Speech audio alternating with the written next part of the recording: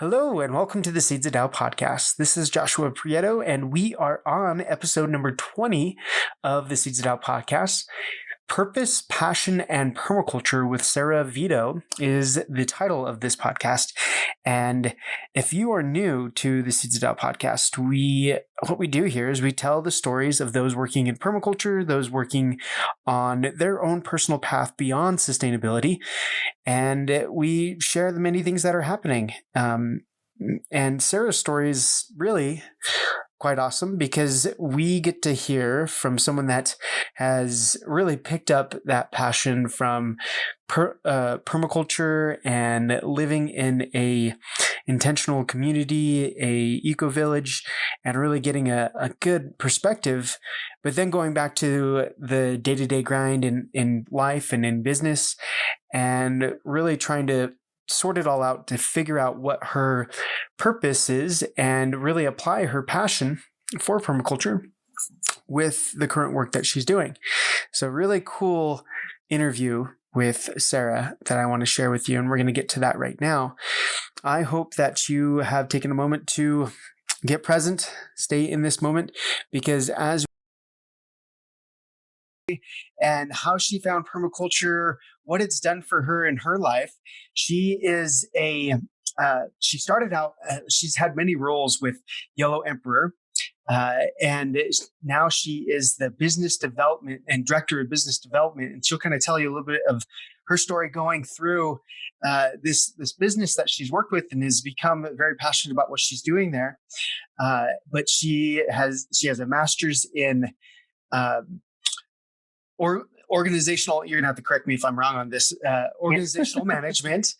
And she's gotten her PDC from Lost Valley Education Center, has lived in an eco village and design education that way. Really cool stuff, and how she's been able to combine her permaculture knowledge into her business life and personal life as well. So Sarah, it's good to have you on the call with us today. How are you doing today? Yeah, thank you, Tasha. I'm doing excellent. How are you? I'm doing really well. Great, and kind of stay in that great zone, right? But kind of looking at your experiences and whatnot, it's like, I look at other people that have gone through their PDC, and you went through a very intense PDC. It wasn't just like a 5-hour thing or a 2-day thing, right? I mean, you spent what was it, 4 months? Is that right? Well, so I mean, I had signed up for it was 3 courses in one deal. It was like, kind of like a series. And the first part was I want to say 6-week PDC course.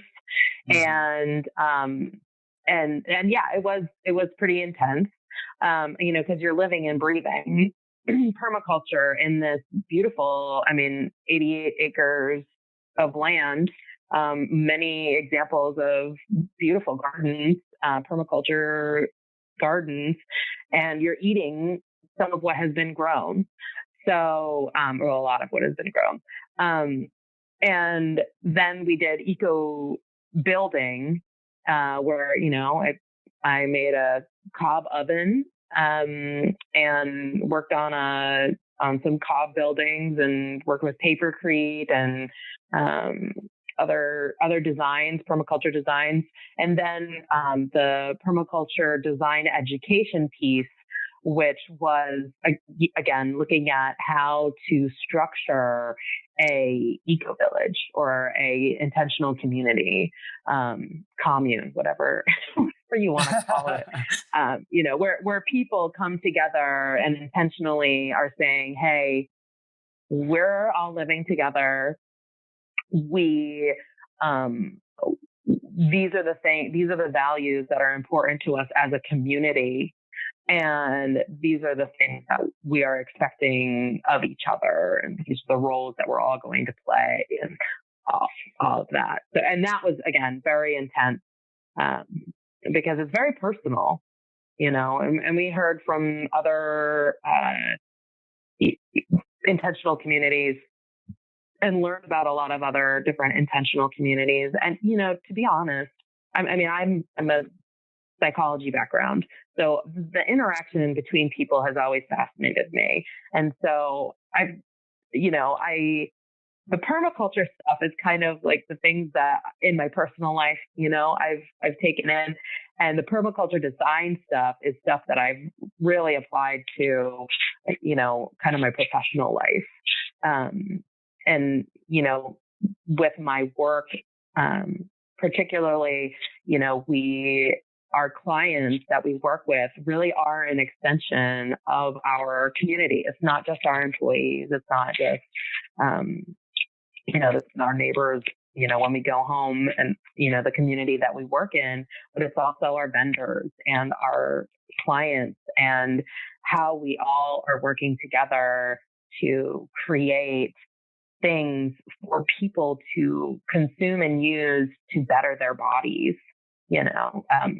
It's very, So you got to create that type of really great community within the business, right? And so you kind of transfer that into there. Well, so another dynamic, kind of, you found that intentional community, and it really is something that you're very passionate about. You got involved in, and you learned about, and it's been something, that social cause side of the business is what really inspired you, and it got you wanting to have that kind of purpose driven arena in your work that at Yellow Emperor, right? Yeah. And so you have that passion. Do you have the economic engine there, because it's business and you're trying to make a profit for the business, and profit is the third leg of the benefit corporation triad. It's people, planet, and profit. So it is. I mean, that is very important. Sorry. Yeah. Continue here. And going to Lost Valley and getting my permaculture certificate and my Eco Village Design Education certificate from Lost Valley Education Center in a place called Dexter, Oregon, which is basically outside of Eugene. And I spent quite a few months living in a tent, which is just as romantic as it sounds. And my husband was not living in a tent with me at that time. So I had the luxury of going on weekends and, taking a shower and doing my laundry, things like that. So, but that was really inspirational. Would you tell me about that? It just always comes to my mind, like just Walden Pond, right? Like Henry David Thoreau, where you kind of, the backstory of it is like he went to his mom's house to go eat on occasion, after, but the experience is really, really cool just to be able to take that time, I'm sure.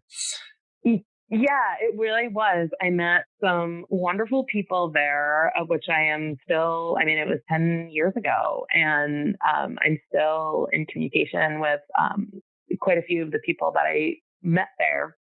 And it was really an interesting experience. A couple of the things that I learned there, it was kind of interesting, like the permaculture design education piece was interesting because it was very similar to organizational management. It was, how do you organize people who are going to be living and working together, not just working. And, one of the takeaways that I had from there was, you need to have high barriers of entry. You can't just let anyone off the beaten path into your eco village, because you're just going to have kind of a mess. And you actually have to have a very rigid structure to be able to live a beautifully peaceful life in harmony with nature. It seems very counterintuitive, but actually it really sets the stage for success when you have a lot of rules and pathways for when rules are broken, pathways forward for when rules are broken. That was really interesting. And I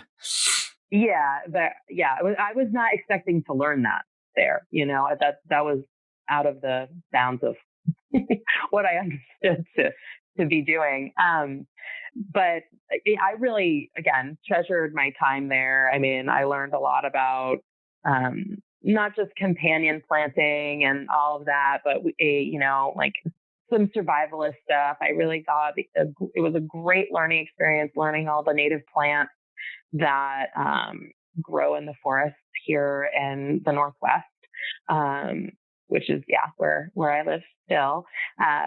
And so it really treasured my time there. And so when I was done, I was, unemployed and living in Oregon, didn't have really a network, but so I started volunteering around town and realized that, I just really liked, I like helping out. I like to help people organizing information and, creating kind of structure. I mean, I also enjoy my fair share of manual labor as well, but that's not entirely always sustainable.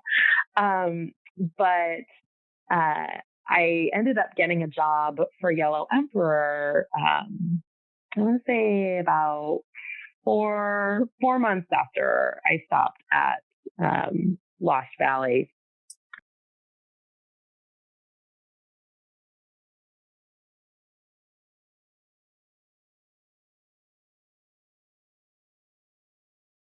And I think that the way that benefit corps are even designed, it very much aligns with that same theory that Jim Collins had about the hedgehog theory concept of like really trying to make sure that you're doing the very best thing that you can do, which is, you're being niched in helping people kind of white label their products into the market and getting a quality product out there is what you guys can do.